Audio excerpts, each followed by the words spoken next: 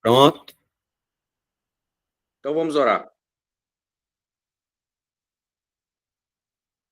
Vamos começar esse estudo com oração, direcionando as nossas petições a Deus. Amado e querido Deus, Senhor eterno, uma vez mais entramos na tua presença para darmos graças ao Senhor por mais este momento, por mais esse instante onde nós estudaremos a tua palavra, que o teu Espírito Santo possa abrir a nossa mente e encher o nosso coração com o conhecimento da tua palavra.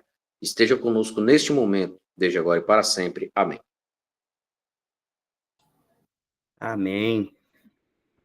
Gente, nós terminamos a semana passada no versículo 30, né? A gente leu até o 30.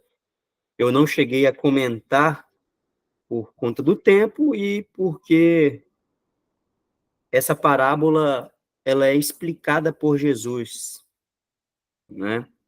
Em alguns versículos a seguir. O interessante é que, mais uma vez, Jesus se utiliza de uma linguagem que era conhecida do povo, né? Essa linguagem de plantio, essa linguagem agrícola, né? E a lei romana, ela proibia que se semeasse joio no campo alheio, né? No campo de outra pessoa, o que indica que essa parábola que Jesus conta, ela foi baseada em uma história que era comum a eles, né? E muito provavelmente até uma história real, né? E essa planta chamada joio, ela era muito parecida com o trigo. Até o momento da colheita, se uma pessoa não fosse muito atenta, ela não conseguiria distinguir uma da outra. Além disso, o joio ele cresce com as suas raízes interligadas. Os vizinhos aqui estão numa festa de aniversário, ou sei lá, o que eles estão festejando ali. Eles estão gritando aqui. Mas vamos lá. Elas ficavam, a raiz deles ficavam entrelaçadas. Então, assim, era impossível você conseguir arrancar um sem danificar o outro. Então, é por isso aí que no versículo 29, né, o homem diz, não, para que ao colher o joio, não arranqueis também o trigo com ele, né? E eu repito o que eu falei na aula passada, essa parábola, ela bate de frente entre o top 3, aí no top 3 da parábola que o pessoal mais fala, tem uma interpretação equivocada dela, né? Eu já ouvi muita gente pregando, e a gente vai ver qual que é a real interpretação dela daqui a pouquinho. Por fim, ele cita a questão dos molhos aí para queimar, então, depois que é colhido, né, a gente ata os molhos de joio e é posto esses molhos para serem queimados, né, e o trigo ajuntado, uma linguagem bem até assustadora, né? Essa questão do queimar aí, e realmente essa é a intenção mesmo, para ser assustadora. Geralmente, Jesus ele se utiliza das coisas que o homem mais tem medo para se referir, já adianto, né, ao inferno. E ele se utiliza daquilo que o ser humano mais se assusta, né? A dor, tormento, o fogo, o próprio fogo, né? As trevas. Então, Jesus ele sempre utilizando-se de coisas que o ser humano conhece, que aqueles ouvintes conheciam, para tentar descrever, né, esse local aí tão terrível e assustador. E eu acredito que seja até pior do que essas coisas que nós conseguimos, né? Lógico que não tem como descrever perfeitamente o terrível a terrível situação que é desse lugar, mas, olhando as comparações que Jesus faz, né, desse lugar, a gente tem uma pequena ideia de quão terrível ele é. No versículo de número 31, Jesus inicia uma outra parábola. Ele diz assim: outra parábola lhes propôs, dizendo: o reino dos céus é semelhante ao grão de mostarda, que o homem, pegando nele, semeou no seu campo, o qual é realmente a menor de todas as sementes, mas, crescendo, é a maior das plantas e faz-se árvore, de sorte que as aves do céu se aninham nos seus ramos. Então, da mesma forma que essa tão pequena semente, né, um grãozinho de mostarda, dependendo da pessoa, não consegue nem enxergar essa semente, mas ao ser plantada se torna, né, segundo as próprias palavras de Jesus, uma grande, né, uma árvore, né? Ele coloca aqui como a maior planta. E o reino dos céus, ele é justamente assim, né? Iniciou-se bem pequeno, né? Uma tão pequena semente que foi plantada, né? Essa semente nós podemos até atribuir ela à própria palavra ou evangelho, e ao ser plantada, ela foi crescendo, crescendo, crescendo. Existem algumas pessoas que, quando lê esse versículo 32, aí linkando ele com a parábola do semeador, né, atribuem essas aves, né, que se aninham nos seus ramos, ao diabo, né? Utilizando-se do versículo, da explicação que Jesus faz a respeito da parábola do semeador, no versículo de número 19, que fala assim: ouvindo alguém a palavra do reino e não a entendendo, vem o maligno e a arrebata, né? E como na primeira parábola, nessa parábola do semeador, ele utiliza-se de uma ave também, as pessoas acabam associando essa parábola aí, essa parte da parábola, né, das aves, ao maligno, ao diabo, né? De forma que o diabo, ele entra na igreja, né? Ele entra no reino aí para poder ficar ali nos seus ramos ali e tentar fazer alguma coisa. Eu, particularmente, não corroboro dessa ideia, né? Acredito que o que Jesus quis dizer aqui, né? Depois, se vocês quiserem até comentar aí o pensamento de vocês, mas o que eu acredito aqui é simplesmente que ele estava querendo dizer sobre a grandeza dessa árvore. Então, começa muito pequenininha, né? Quem sabe uma ave poderia até ir lá, essa semente, né? Ela poderia ir lá e comer dela, mas passado-se o crescimento, a partir do momento em que ela cresce, ela se torna a maior das plantas, e aí as aves, elas pousam, né? Elas têm um lugar ali para poder repousar, né? Eu não sei se vocês quiserem comentar alguma coisa a respeito disso aí, talvez vocês viram alguma coisa já que eu não citei aqui, nessa primeira parábola do grão de mostarda, pode ficar à vontade. A Alguém? respeito das aves aí que pousam na árvore, eu não vejo nenhum significado específico nisso não, tá? Eu nem todas as minúcias de um texto, de uma descrição, a gente vai ter que procurar encontrar significado. Para mim, essas aves que pousam aí na árvore, ele não tem nenhum simbolismo. Eu também partilho dessa ideia, né? É lógico que, dependendo da parábola, né, existem algumas aplicações que são feitas assim.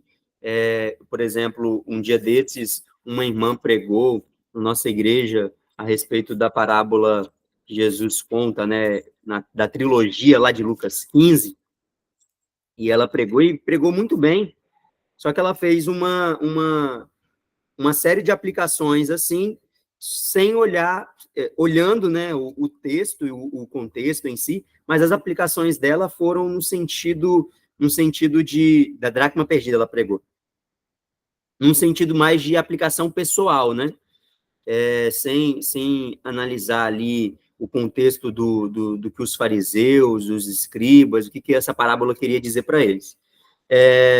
E eu não acho errado, né?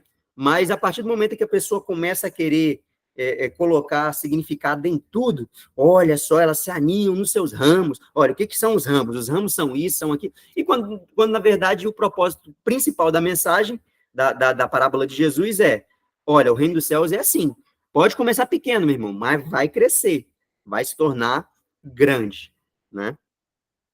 E partindo dessa mesma ideia, ele conta ao meu ver, a mesma história, utilizando-se de outra parábola, né? Ele começa com parábolas que usam uma linguagem agrícola, né? Desde lá do versículo 1, ele vai com a parábola do semeador, depois ele vem com a parábola do joio, depois ele vem com essa do grão de mostarda, e agora ele se utiliza de algo culinário, né? Que os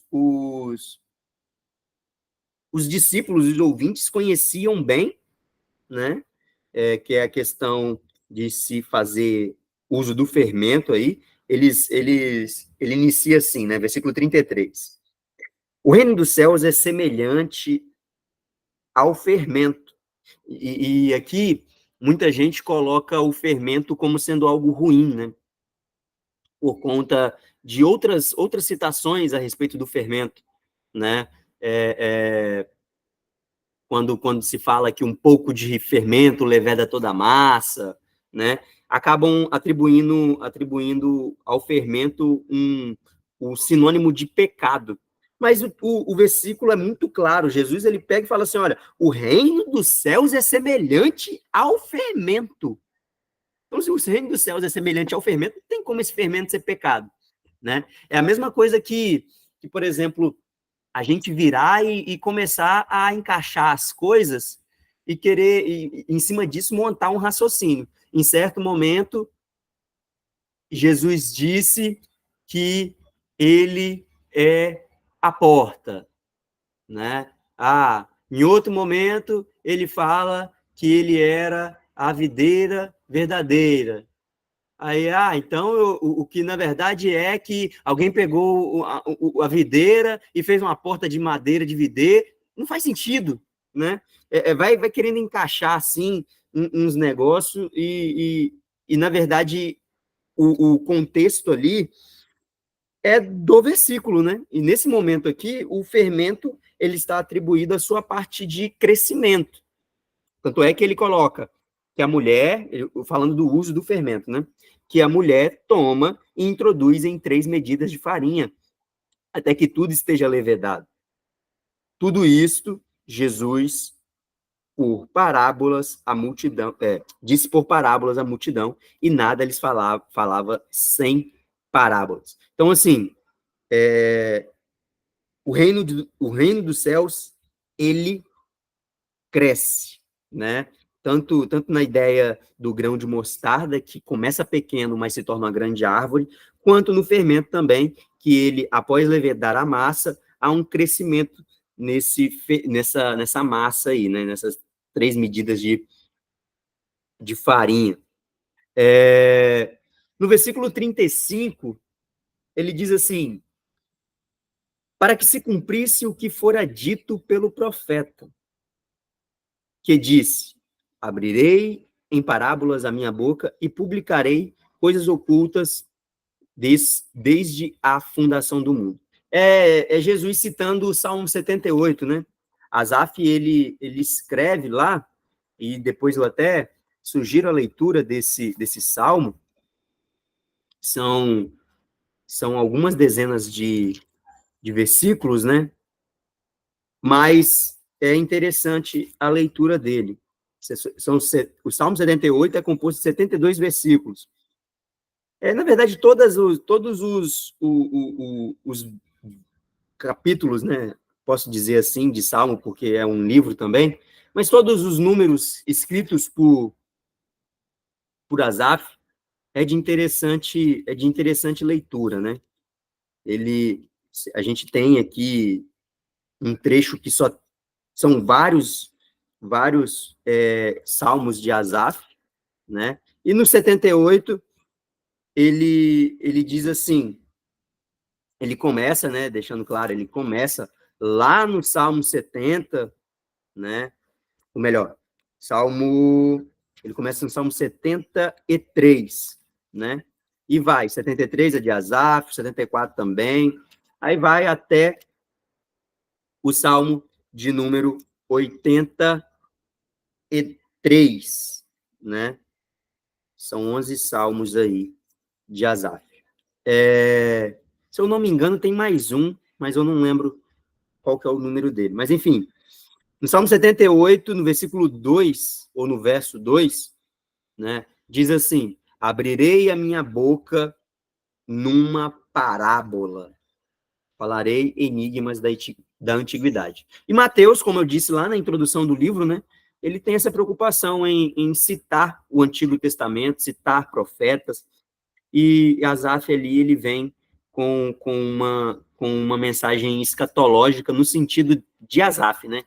Escatológica nas coisas que aconteceriam no tempo de Jesus, né? Ele está profetizando ali algo que Jesus iria dizer nos seus dias. E Jesus, ele se caracteriza por muitas vezes como um profeta, né? Nós vamos ver mais a seguir que existe, que até ele deixa isso mais claro lá no fim do capítulo, mas vamos com calma. Algum comentário, gente, nessa parte inicial aí dessas duas parábolas, a parábola do grão de mostarda e a parábola do fermento? Se tiver algum comentário. Não tendo, vamos então entrar agora nessa que eu julgo ser uma das coisas mais interessantes aqui desse capítulo, desse trecho, né, a partir do versículo 30 que nós estamos estudando hoje, que é a explicação da parábola do joio, né? Jesus começa a contar para eles as histórias por meio de parábolas, porque os fariseus, né, aqueles homens ali, maus e tal, eles estavam ouvindo e tudo mais. Então, por conta deles rejeitarem a Jesus, né, e tudo mais, a mensagem de Jesus, Jesus agora começa a contar histórias, no capítulo 13, usando de parábolas, né? Qual que era o intuito? O intuito é os discípulos entenderem o que ele estava dizendo e aqueles outros homens não entenderem. Só que o que acontece? Nem os homens entendiam, nem os discípulos de Jesus entendiam. Ao ponto de chegar no versículo 36 e falar assim, olha, então, tendo despedido a multidão, foi Jesus para casa. E chegaram ao pé dele os seus discípulos dizendo, explica-nos a parábola do joio do campo. Aí Jesus vai e começa a explicar. Olha, o que semeia a boa semente é o Filho do Homem. Então, fica claro aqui já quem é esse que semeia aí, né? Que é o Filho do Homem. O campo é o mundo. E aqui entra a interpretação que eu falei. Por quê? Boa parte das pessoas que leem apenas dos versículos 24 ao 30 associam essa parábola a as pessoas que estão na igreja como duas categorias, joio e trigo. Só que a parábola, Jesus não está falando da igreja. Jesus, ele é muito claro no versículo de número 38. O campo aqui não é a igreja. Ah, não, os verdadeiros discípulos são trigo e os falsos discípulos são joio. Não é isso que Jesus está falando. O campo aqui é maior do que a igreja, né? O campo aqui fala do mundo de um modo geral, né? O campo é o mundo. Então, o trigo... vamos continuar. O campo é o mundo, e a boa semente são os filhos do reino. O joio são os filhos do maligno. Então, não só os falsos discípulos dentro da igreja, mas todos aqueles no mundo que são filhos do diabo, eles são categorizados, né? Ou caracterizados como joio, tá? Então, não é essa parábola, Jesus não está falando da igreja. Jesus está falando do mundo, beleza? Acho que aqui é o que mais se ouve aí, né? Irmão, não, mas não pode disciplinar. Não, irmão, mas não pode tratar da forma aí que você está querendo, ou de tal maneira, porque isso aí vai fazer com que a pessoa, na hora de você tentar tirar o joio, você acaba tirando também o trigo, né? Eu já ouvi isso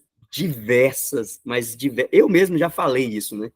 Diversas vezes. Então, assim, é um entendimento de quando a gente vê a explicação do próprio Jesus, né?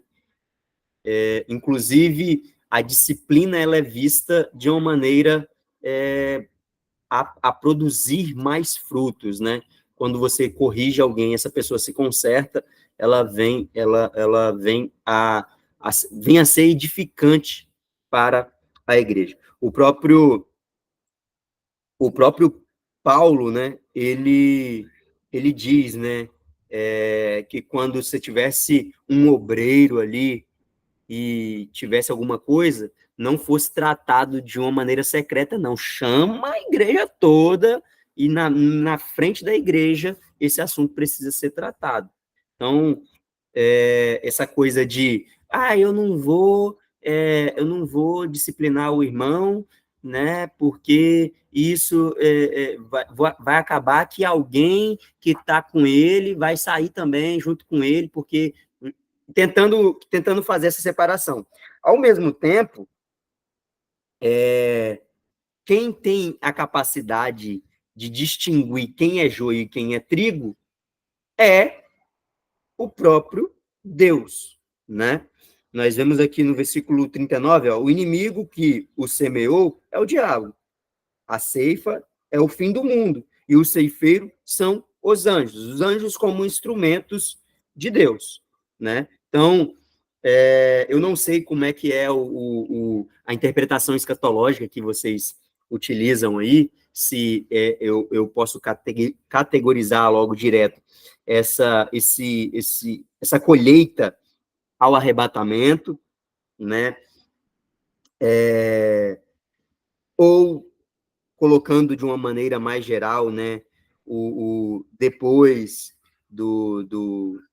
depois do milênio, né? E se tendo tudo aí, mas uma coisa é certa: aqueles que são descritos como joio, eles vão ser ajuntados e na consumação do mundo eles vão ser jogados ao fogo. Jesus ele não dá grandes detalhes a respeito do trigo. Ele fala simplesmente que o trigo ele vai ser colhido, né? Mas com relação ao joio, ele vira e fala assim: olha, mandará o Filho do Homem os seus anjos, e eles colherão do seu reino tudo o que causa escândalo e os que cometem iniquidade.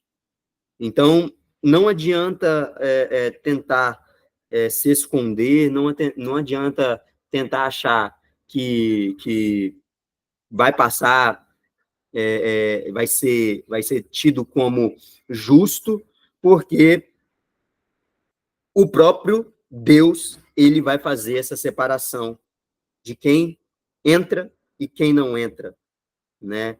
Tanto no céu quanto no inferno. E o versículo 42 diz: e lançá-los-ão na fornalha de fogo, ali haverá pranto e ranger de dentes. Para os justos, para o trigo, ele diz: então os justos resplandecerão como o sol no reino de seu Pai. Quem tem ouvidos para ouvir, ouça. Beleza? Diga aí para nós, o que vocês entendem aí dessa parte, principalmente a parte escatológica, né? Eu acho que, se tiver também, né, acredito que não tenha ninguém aqui que acredite, ou que, a partir de agora, lendo o texto, entenda que esse campo se trata da igreja. Até porque Jesus diz, né?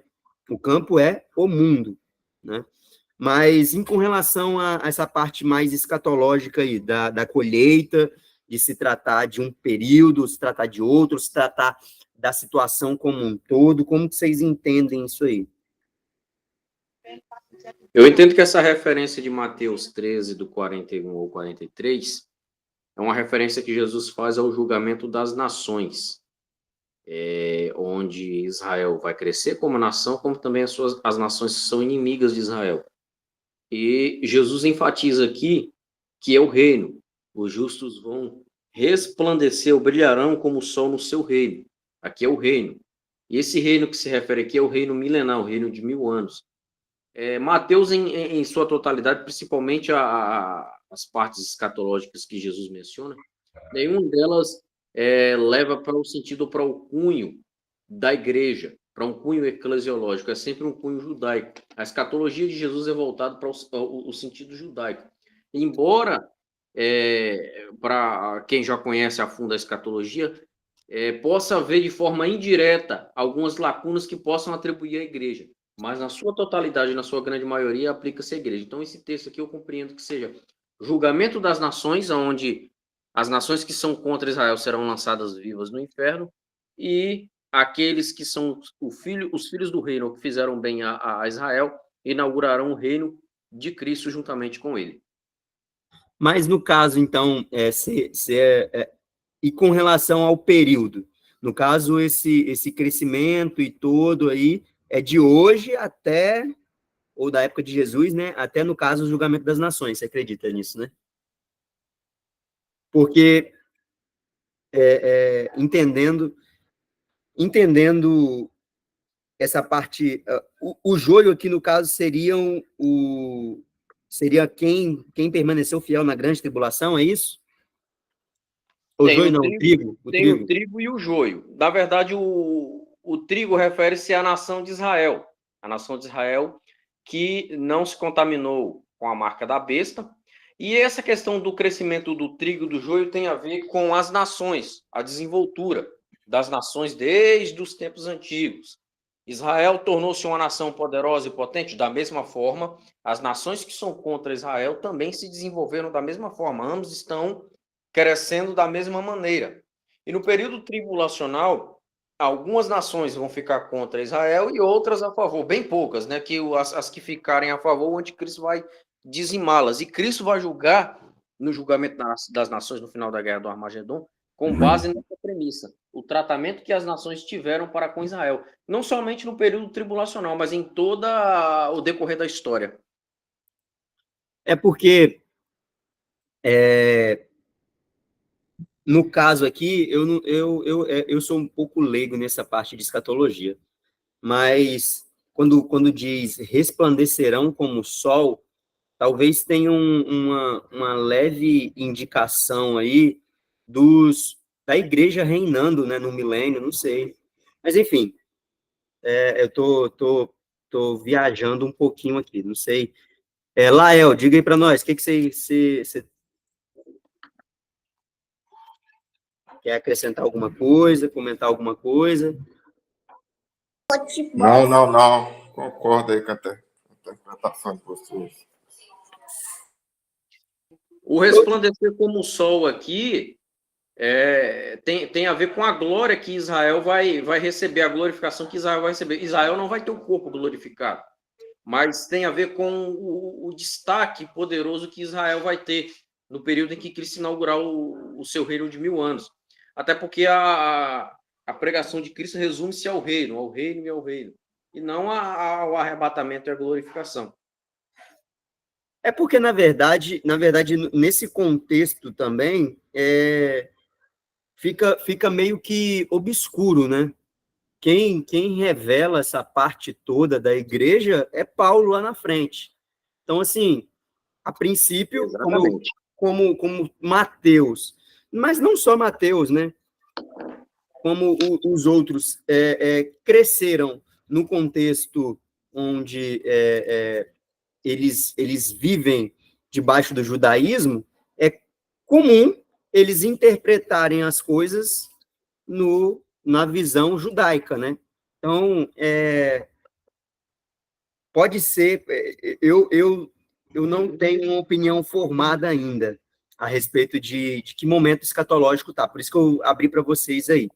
Mas faz sentido que seja o julgamento das nações, né?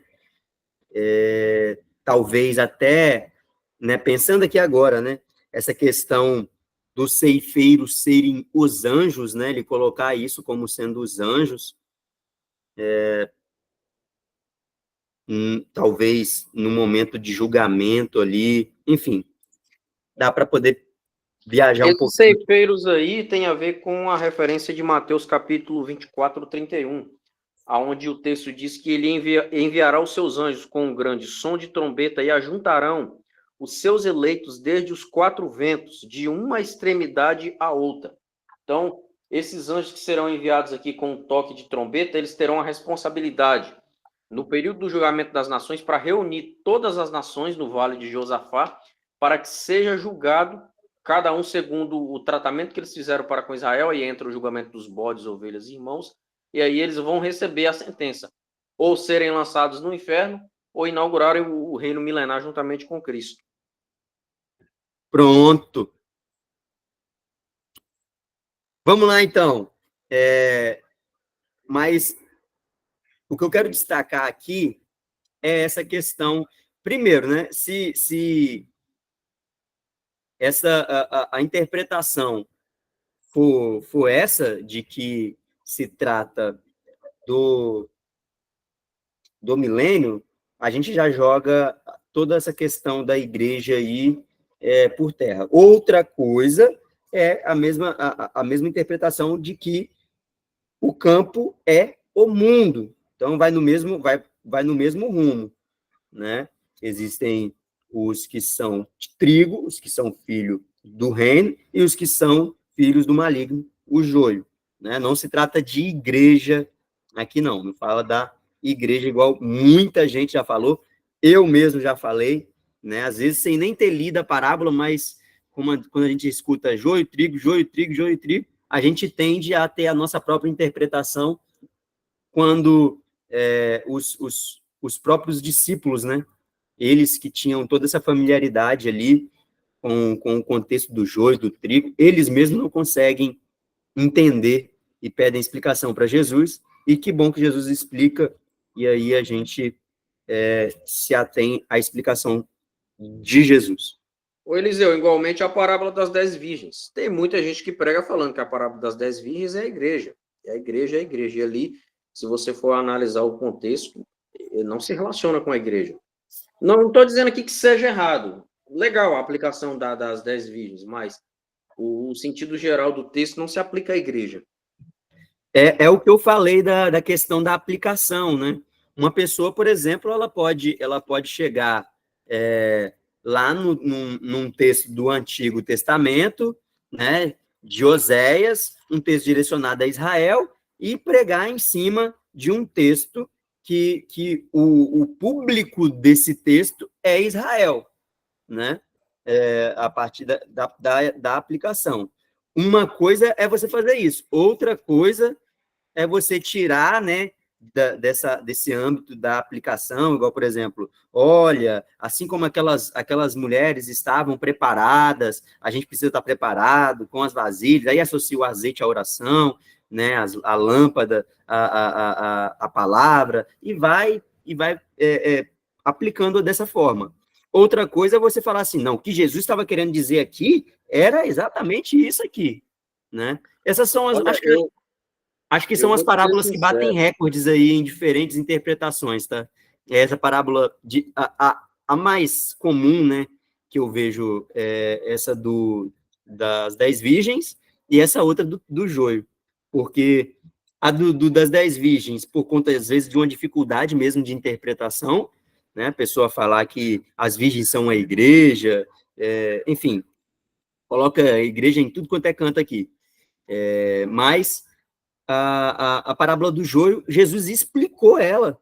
Então fica assim, o que mais me assusta é isso, porque a pessoa ela começa a ler, né? E quem tem esse hábito, né? Se há ainda, acredito que aqui no nosso meio não tenha pessoas que tenham esse hábito de ler só aquilo que vai pregar, né? Ou ler só quando vai pregar, ou já vai para o texto com a mensagem pronta, né? Ele já tem a mensagem, aí eu preciso de um texto para poder embasar minha mensagem. Aí ele vai lá e, opa, aqui, ó, eu tava caçando, era isso, né? Já acha logo a epígrafe, a parábola do joio. Não, aí vai ler. Aí isso aqui que eu quero joio, tem trigo dentro da igreja, e aí não lê, porque quando chega no versículo 31, já começa outra parábola. Aí a pessoa pega e fala assim, já mudou de assunto Jesus. Só que lá na frente que ele explica, né? E aí eles cometem esse deslize. Eu mesmo, como eu disse, já cometi por conta de não continuar a leitura, né? Não fazer uma leitura, às vezes, até sistemática. Abimael, diga aí para nós, você está querendo falar? A gente está falando essa questão de aplicação, e quando se fala de aplicação, já entra no sentido de pregação. Eu vou partilhar uma ideia com vocês aqui, eu não sei se vocês entendem da mesma forma que eu, mas sabe, um tipo de pregação que me cansa, que me enfada, que me dá vontade de ir embora. É aquele tipo de pregação de que a pessoa não explica nada do texto e cada particularidade do texto ele aplica e não explica. Aquilo cansa, sinceramente, eu estou falando do meu ponto de vista. Aquilo me dá uma canseira tão grande, porque assim, o camarada, ele lê um versículo e cada detalhe do versículo ele quer aplicar, e assim, ele não explica nada, ele só aplica e não explica. Sinceramente, é um tipo de mensagem que me cansa muito, muito, aquele excesso de aplicação e pouca explicação. Porque quando você senta para assistir uma pregação, você quer ouvir a explicação do texto. Quem que não quer ouvir a explicação do texto? Aí tem pregador que lê o texto, não explica o texto e aplica do início até o final. Do início até o final. Então, é cansativo. O texto que ele leu só serviu para poder dizer, né, mesmo, iniciar ali. O resto ele conta testemunho, fala de iPhone, de celular, enfim, de Não, diversas o outras que eu acho questões. legal quando eu sento para ouvir, minha expectativa é o seguinte: não, eu quero ver o cara explicar o texto, sabe? Independente de qual versículo ele lê. Lê o versículo, legal, eu quero ver a explicação dele. E assim, essa é a minha expectativa quando eu tô assistindo uma pregação. Eu quero ver o que ele vai explicar ali, claro, fazer a introdução, ele vai cavar e tal. Não precisa ser o cara, mas pelo menos explicar basicamente. E tem uns E pregadores essa, que, infelizmente, e quando se olha uma introdução, pode ser uma introdução simples, né, de uma mensagem, às vezes uma coisa, assim, às vezes são temas que você já cansou de ver, igual, por exemplo, a pessoa vai pregar sobre o Salmo 23, aí ele vai falar, né, sobre o pastor, sobre a ovelha, o que o pastor faz com a ovelha, o cuidado e tal, mas é interessante contextualizar isso, até porque nem todo mundo que está na igreja são pessoas que já viram todo tipo de pregação, né? Tem desde aquele que a pessoa já viu N pregações daquele texto, já estudou a fundo aquele texto, já deu aula em IBD naquele texto, até aquela pessoa que aceitou Jesus no último domingo. E essa pessoa, ela está ali, e aí a pessoa chega e já começa a falar de um jeito assim que o cara fica assim, a gente que entende um pouquinho já fica perdido. Imagina quem é um novo convertido, um camarada que é neófito, aí ele fica assim, para onde que eu vou? Fica igual aquele meme do John Travolta, né? Vou para que lado? O que eu tô fazendo aqui? Né? Perdidinho na Silva. Diga para nós, Dudu. Você falou em cima justamente do texto que eu ia falar. Quando a pessoa pega aí o Salmo 23 e fala que o Senhor é meu pastor e nada me faltará, eles querem aplicar esse versículo como alguma coisa material aqui da terra, como carro, casa, dinheiro, saúde, sendo que esse texto está relacionado ao próprio Jesus, né? O Senhor é meu pastor e nada me faltará, ou seja, Ele é a minha água, Ele é meu pão, Ele é a minha saúde, Ele é a minha salvação. E as pessoas querem aplicar esses textos, isso dói me ouvir também, como baseado em coisas da terra, em coisas da carne. E esses são 3 salmos, né? O Salmo 22, o Salmo 23 e o Salmo 24, eles estão linkados com Jesus, né? Eles estão falando de Jesus, né? Tanto o 22, quando ele fala ali da parte da crucificação, aí vem o 23, falando sobre a questão de ser pastor, de cuidar, até o 24, que é aquele onde está o Rei da Glória, né? Quem é esse Rei da Glória? Então, as fases do ministério de Jesus, as fases da vida de Jesus, as fases de Jesus, né? Os 3 falando de Jesus, mas aí o camarada traz para o âmbito que ele quer, né? E o pessoal da teologia da prosperidade ama esse tipo de texto. Diga para nós. Abimael? Não, eu falei nada não. Lael tá muito calado. Bota Lael pra falar aí. É que você levantou a mão, aí eu achei que... Não, Foi sem beleza. querer. Vamos então para a parábola do tesouro escondido, que eu acho que talvez vocês conheçam uma menor. Acho que é a menor parábola dentre todas, né? Um versículozinho para a parábola. Também o reino dos céus é semelhante a um tesouro escondido. Aí, olha só, Jesus ele usa uma linguagem agrícola, depois ele usa uma linguagem culinária, agora ele vem falar de um negócio que o povo gosta, né? Dinheiro, né? A questão do valor, né? O camarada achou um tesouro escondido num campo, achou o tesouro, ele vai lá, esconde, vai todo felizinho, né? Então, pelo gozo dele, vai, vende tudo quanto tem e compra aquele campo, né? Então,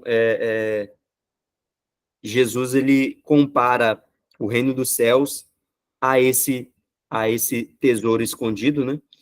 Tanto quanto a pérola de grande valor, né? Outro sim, o reino dos céus é semelhante ao homem negociante que busca boas pérolas e encontrando uma pérola de grande valor foi e vendeu tudo quanto tinha e comprou-a.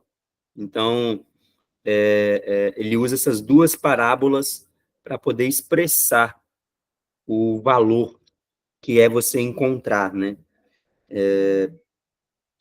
Tem uma frase que o Samuel Mariano ele costumava usar muito, né? Apesar de alguns deslizes desse camarada, ele tem umas frases assim que ele falava que eu achava bem interessante.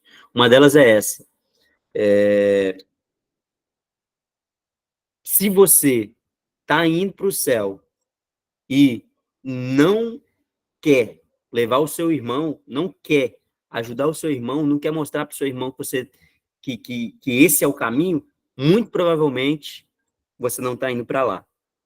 Então, quando a gente descobre esse tesouro, né, a gente faz de tudo, né, entrega tudo, a fim mesmo de sacrificar qualquer coisa a fim de alcançar.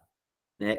É algo tão valioso que, se precisar, eu vou lá vendo tudo que tem para poder conseguir entrar nesse reino, participar desse reino. Né? Algum comentário, gente, nesse daqui? Que aí a gente já vai para o último, que é a parábola da rede. Né? Talvez essas 3 parábolas são uma das menos citadas, né? Das menos faladas aí. A parábola da rede, versículo 47, Jesus começa a falar de uma rede, e olha só, já muda a linguagem de novo. Ele começa falando da linguagem agrícola, aí ele vai falando da linguagem agora de culinária, a partir disso ele fala da linguagem de dinheiro, né, essa parte mais do tesouro aí, e por fim ele entra naquilo que boa parte dos discípulos entenderiam muito bem, que é de pescaria, né? O reino dos céus é semelhante a uma rede lançada ao mar, que apanha toda a qualidade de peixes. Vem tudo quanto é tipo de peixe. Não dá para escolher o que você quer, não. E estando cheia, os pescadores puxam para a praia. Então, assentando-se, apanham para os cestos os bons, os ruins, porém, lançam fora. Assim será na consumação dos séculos. Virão os anjos e separarão os maus entre os justos. É uma espécie de releitura da parábola do joio e do trigo, né? Jesus, ele conta a parábola do joio e do trigo, só que agora numa linguagem de pescaria, né? Uma linguagem de pescaria. Então, versículo 49. Assim será na consumação dos séculos, virão os anjos e os separarão. Beleza. 50. E lançá-losão na fornalha de fogo, e ali haverá pranto e ranger de dente. Novamente, ele colocando a característica assustadora aí, né? Colocando o choro, o pranto e colocando o ranger de dentes, além da fornalha de fogo como uma linguagem aí. E disse-lhes Jesus: entendeste todas essas coisas? Por quê? Ele conta no começo com a ideia dos discípulos entenderem e os camaradas não. Os discípulos não entendem a parábola do joio, ele vai lá e explica a parábola do joio. Está tentando explicar, ele explica. Aí agora ele vem tentando usar, ele vem, né, usando uma linguagem mais próxima da maioria deles, né? E após ele rapidamente contar a parábola em 4 versículos, né? E já começando uma rápida explicação aqui, quando ele conta a parábola nos 2 versículos, 47 e 48, e nos outros 2 versículos ele explica, né? Ele já pergunta para eles: vocês estão entendendo todas essas coisas? Aí eles respondem: sim, Senhor, nós estamos entendendo. E ele lhes disse, por isso, todo o escriba instruído acerca do reino dos céus é semelhante a um pai de família que tira do seu tesouro coisas novas e coisas velhas, né? Por conta de ter Jesus como seu professor, por conta de ter a própria palavra como ensinamento deles, esses homens, eles estavam mais capacitados ali do que os próprios escribas e os próprios fariseus, porque eles tinham o conhecimento tanto do Antigo Testamento, como agora das coisas novas, das palavras de Jesus, né?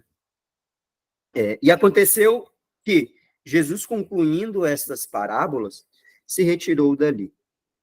E chegando à sua pátria, ensinava na sinagoga deles, de sorte que se maravilhavam e diziam: de onde vem esta sabedoria e estas maravilhas?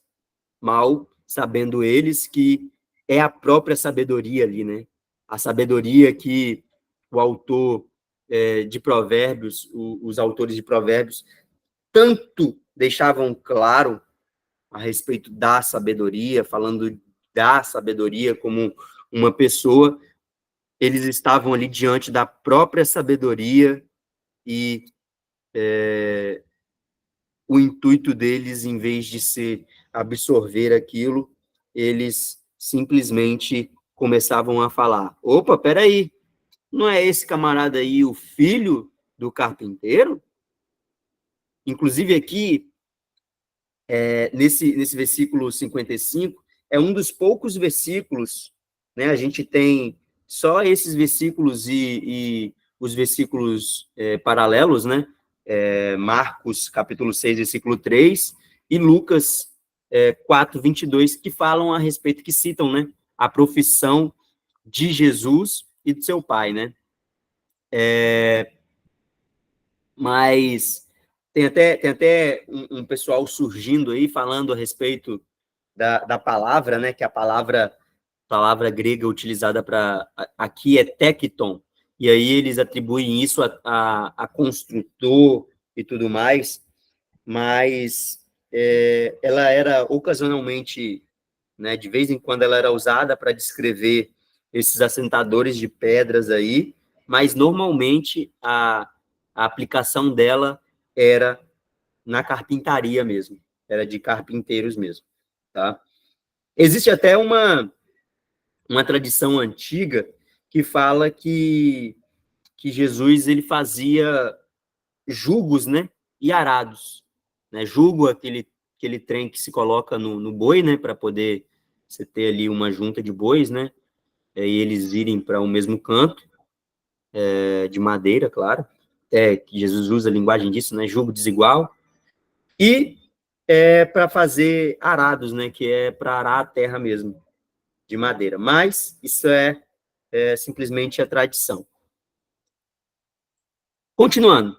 E não se chama sua mãe Maria e seus irmãos Tiago, José, Simão e Judas, inclusive esses homens, né, Tiago e Judas, que mais adiante iriam aceitar a fé, né, aceitar que Jesus ele era o Filho de Deus, né? A princípio eles não creem em Jesus como aquilo que ele dizia que ele era, mas no fim, né, mais à frente, eles se tornam discípulos de Jesus, né, seguidores de Jesus, e inclusive escrevem livros, né, do Novo Testamento, tanto Tiago quanto Judas, né? Diga para nós, Abimael, fala aí.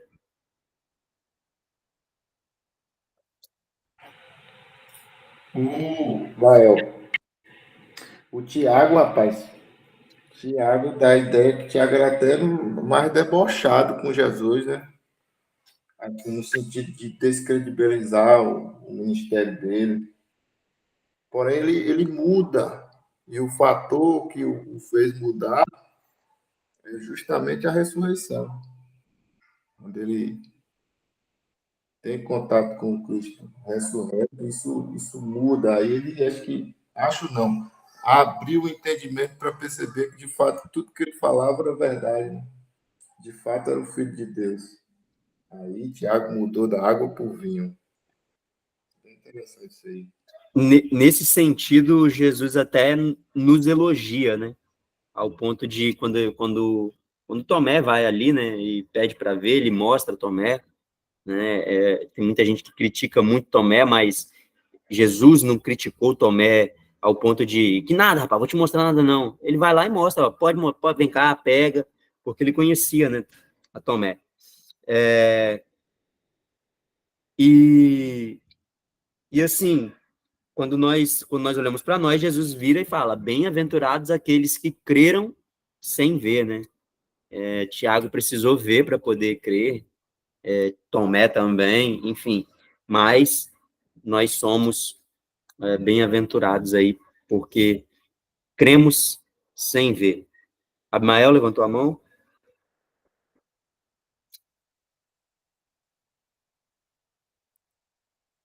Vamos lá. Se quiser falar, pode só abrir aí e falar. E não, versículo 56, e não estão entre nós todas as suas irmãs? Ó, deixando claro que Jesus ele tinha um punhado de gente aí, né? Não sei como é que tem gente aí que acredita que Maria nasceu virgem, morreu virgem e continua virgem até hoje, né? Enfim. Eu te mandei até um vídeo sobre isso aí, né, Eliseu? Não, ultimamente os católicos eles estão assim cara, estão imitando até os pentecostais, né? No sentido de... Esses dias eu vi uns católicos worship, rapaz. Eles estão evoluindo nos negócios, mas um tempo atrás tinha um grupo aí de católicos falando em línguas estranhas e tudo mais, mas no fundo sempre estão lá ao pé de Maria pedindo para rogar por eles. E eu creio que Maria concebeu a Jesus virgem, mas não tem condição desse tanto de gente ser adotado, não.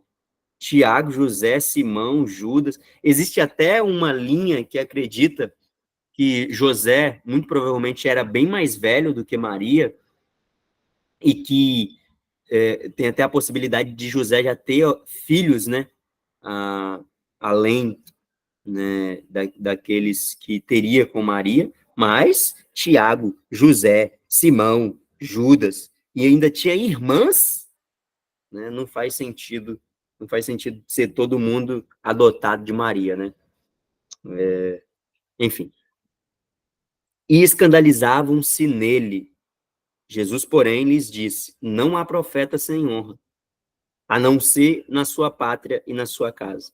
Então, Jesus, ele se caracteriza como profeta aqui, ele se coloca como sendo profeta, tá? E da mesma forma que os profetas, eles eram, né, rejeitados, Jesus também, ele é rejeitado. Esse versículo é um dos versículos que mais me encabulam na Bíblia. É esse versículo 58, que fala assim: e não fez ali muitas maravilhas por causa da incredulidade deles. Por quê?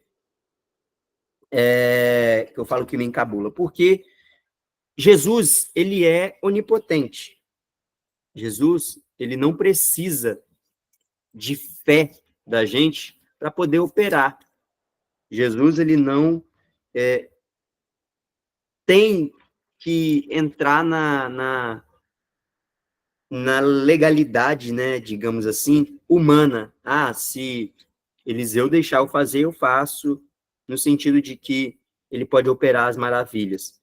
Mas o texto paralelo a esse, né, lá de Marcos, diz assim, Marcos 6, 5 e 6, né, diz assim: e não podia fazer ali obras maravilhosas, somente curou alguns poucos enfermos, impondo-lhes as mãos, e estava admirado da incredulidade deles, e percorreu as aldeias vizinhas ensinando. Então, assim, esse homem, ele cresce em um lugar, e por conta de conhecer, imagina, né? Às vezes é até aquela pessoa assim que nada, rapaz, você tá falando que você é crente agora, mas eu sei, eu não tomava banho de rio junto, rapaz, você acha que eu não lembro das coisas que você falava, das coisas que você fazia, né? Apesar de Jesus não ter pecado, né? Mas tem as situações, né, cotidianas, não, eu lembro que maninha te deu comida assim, né? Se esses irmãos fossem baianos, né? Eu lembro que maninha disse assim: papainho falava contigo, falava, rapaz, não corta madeira assim não, mas você vem dizer agora que você é filho de Deus? Eu cresci contigo, rapaz. Você é mais velho que eu, mas eu tava ali contigo. Então, assim, rejeitam a Jesus, né? Escandalizam, essa palavra é muito forte, escandalizam, ao ponto de que Jesus não fazia em Nazaré muitas maravilhas por causa da incredulidade deles. Aí, se é porque Jesus simplesmente quer mostrar que ele não vai uma figura de linguagem aqui, né, sei lá, jogar pérola aos porcos, né? Ele não vai ficar fazendo coisa para quem nem crê nele, ou se é alguma outra coisa aqui oculta, não sei se vocês já pararam aí, debruçaram nesse texto, mas fica claro que a incredulidade desses camaradas impossibilitam, né, no sentido de Jesus não fazer mesmo milagres por conta da incredulidade deles, né? Deixando claro que Jesus, ele não depende da fé dos homens, tá? João 9:3, Lucas, né, do 7, do 11 até o 15, né? Mas que a incredulidade, ela impediu, né, a realização dos milagres, nesse caso aqui, impediu. Então, assim, muita gente acaba não tendo, né, experiências porque realmente deixam a incredulidade habitar, né, dentro dos seus corações, e aí muitas vezes os milagres serão impedidos na vida dessas pessoas, ou até mesmo no local, né, por conta de tamanha incredulidade. Esse foi o... Oi, diga aí para nós. Esse versículo 58 dá até uma aplicação legal. Às vezes a gente menospreza os da nossa casa quando fala casa da igreja, para dar lugar para outros que está sendo usado, que é isso, que é aquilo, sendo que o próprio Deus pode usar essa pessoa. E às vezes não acontece de Deus usar a pessoa porque tem muita gente que não dá oportunidades, não bota fé, não investe naquele irmãozinho da igreja. Aí foi isso aí que Jesus disse, que muitas vezes alguns profetas não têm honra na sua própria casa. E isso aí eu vejo dentro do ciclo da igreja. Às vezes tem um irmão que ele tem uma boa palavra, mas o pessoal, não, vamos ouvir irmão fulano, não, porque nós já estamos enjoados de ouvir irmão fulano, vamos chamar outro lá de fora, não sei aonde, para dar uma palavra, sendo que o irmão é uma bênção, é usado por Deus, Deus está levantando, mas os da própria casa dele não dão a honra, a oportunidade para ele pregar. O Lael comentou, o tempo todo é assim, é verdade, Lael. Infelizmente. Às vezes a gente passa até desabafo, né?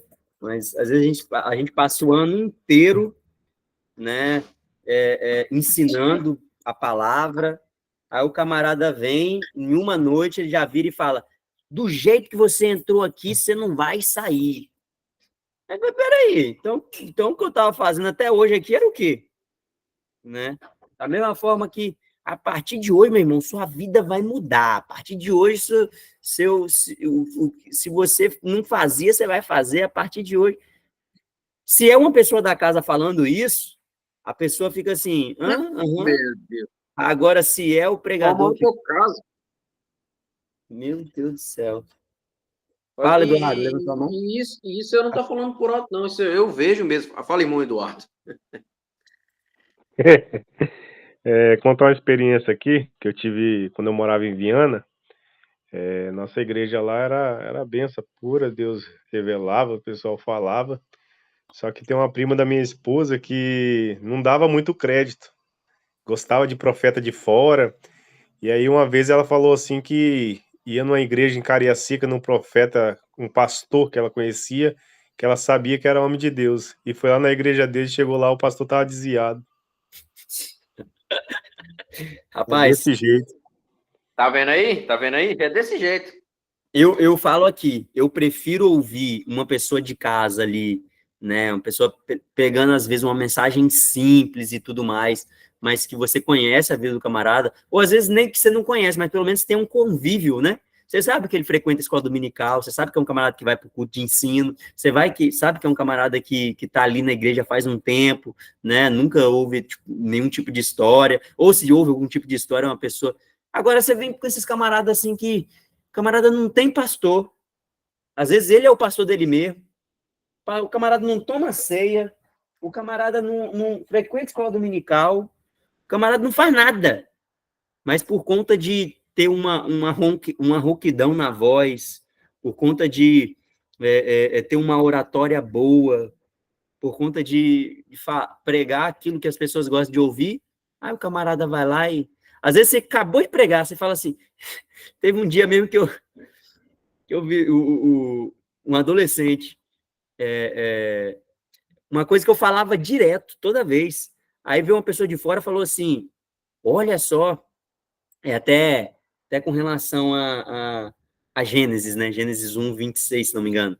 Façamos o homem à imagem e semelhança. Aí o pregador, a pessoa falou, né? Façamos, então olha aqui, ó, façamos, e fez aquilo que a gente costuma fazer, né? Explicando que o façamos ali tem mais de uma pessoa e tal. Aí ele fez aquilo, olhou aquilo como se fosse a coisa mais... Só que, tipo assim, a gente já vinha falando disso direto, né? Mas às vezes por conta de ser uma pessoa de fora, até a atenção muda, né? Ah, eu vou ouvir fulano de novo, tô cansado de ouvir fulano já. Eu já sei até quais que são os exemplos, quais que são os testemunhos, quais que são as histórias, quais que são os versículos que fulano gosta de citar, né? E aí acaba não dando crédito a isso, né? Isso quando não se vai para o mérito social, né? Ah, fulano tá pregando sobre prosperidade aí, mas fulano é pedreiro. Ué, fulano tá pregando sobre prosperidade aí, mas fulano paga aluguel. Ah, fulano tá pregando aí sobre isso, sobre aquilo, e aí acaba que não dá crédito à mensagem e acaba julgando o profeta, né? Avaliando o profeta e não a profecia, né? Gente, alguém quer comentar mais alguma coisa? Senão a gente vai encerrar, tá bom? Então é isso, agradeço a cada um de vocês.